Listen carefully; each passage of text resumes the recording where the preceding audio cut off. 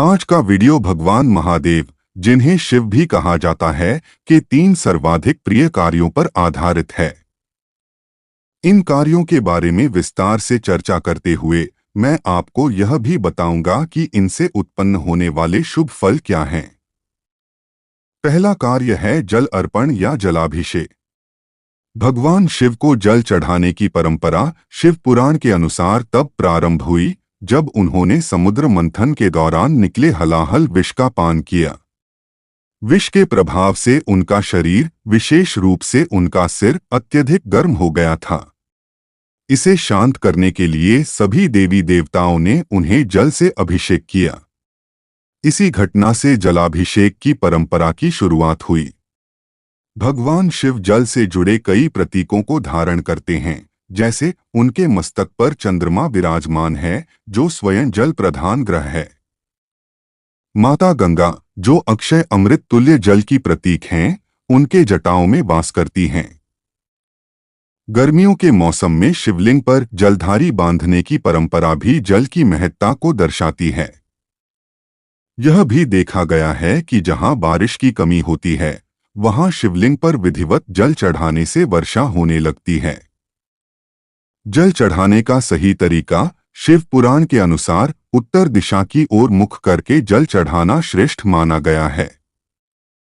हालांकि हर मंदिर में यह संभव नहीं होता, इसलिए जिस दिशा में सुविधा हो वहां श्रद्धा और भाव से जल चढ़ाएं। शिवलिंग की परिक्रमा करते समय उत्तर दिशा में स्थित गैलरी को क्रॉस न करें। जल चढ़ाते समय निम्न श्लोक बोल सकते हैं: गंगे च यमुने चैव गोदावरी सरस्वती नर्मदे सिंधु कावेरी जलेस्मिन् सन्निधि को। यदि श्लोक याद न हो तो भगवान शिव का प्रिय नाम लेते हुए जल अर्पण करें।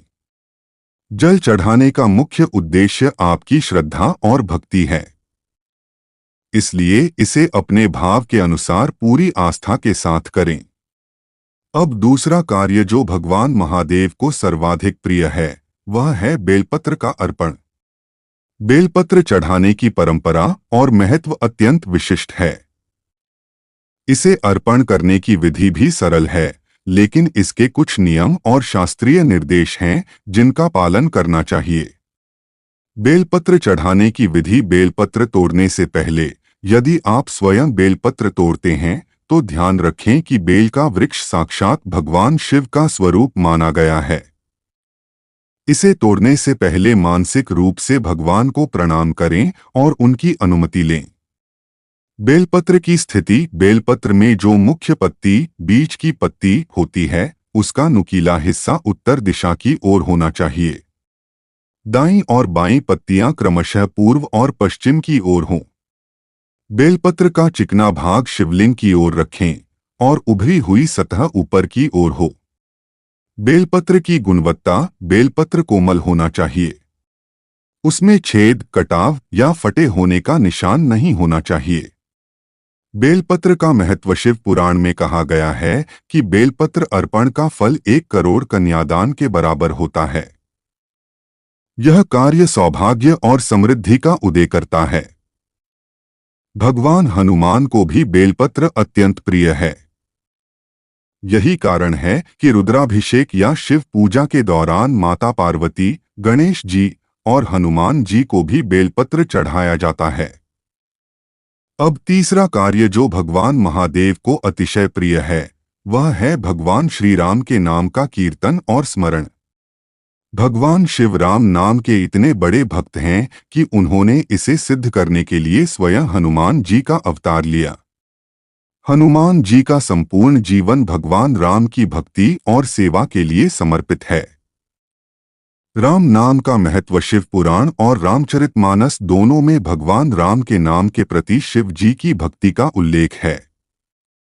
रामचरितमानस में कहा है: औरो एक गुपुत मत सभी कहोर कर जोरी, शंकर भजन बिना नर भक्ति न पावई मोरी। अर्थात भगवान शिव का भजन और राम नाम का स्मरण ही सच्ची भक्ति और ज्ञान का मार्ग है।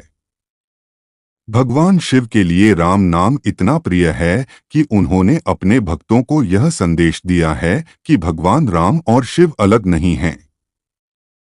दोनों की आराधना से अद्वितीय फल प्राप्त होता है। निष्कर्ष भगवान महादेव की पूजा में जलाभिषेक, बेलपत्र अर्पण और राम नाम का कीर्तन 3 सबसे प्रिय कार्य हैं। इनसे जुड़े शास्त्रीय विधि विधान का पालन करने से आपके जीवन में सौभाग्य, समृद्धि और शांति का आगमन होगा। यदि आपके मन में कोई सवाल या जिज्ञासा हो तो कृपया हमें कमेंट सेक्शन में लिखें। आपके सवालों का उत्तर हम एक विशेष वीडियो के माध्यम से देने का प्रयास करेंगे। हमारा उद्देश्य है कि आपका जीवन सुख, समृद्धि और आनंद से परिपूर्ण हो। इस चर्चा को यहीं विराम देते हुए हम आपसे निवेदन करते हैं, यदि यह वीडियो आपको पसंद आया हो तो इसे लाइक करें, अपने परिवार और मित्रों के साथ शेयर करें। हमारे चैनल को सब्सक्राइब करना न भूलें। अपने अनुभव नीचे कमेंट सेक्शन में जरूर साझा करें। साथ ही मन से ओम नमः शिवाय और हर हर महादेव लिखें। यदि आपको कोई विशेष अनुभव या संकेत मिला हो या आपके मन में कोई प्रश्न हो तो हमें अवश्य बताएं। आप सभी को ढेर सारी शुभकामनाएं। हमेशा सकारात्मक रहें और अपनी आत्मा की दिव्य ऊर्जा से अपने जीवन को सुंदर बनाएं। अगले वीडियो में फिर मिलेंगे। तब तक ध्यान रखें और एक आध्यात्मिक एवं सार्थक जीवन जिएं। ओम नमः शिवाय। हर हर महादेव। धन्यवाद।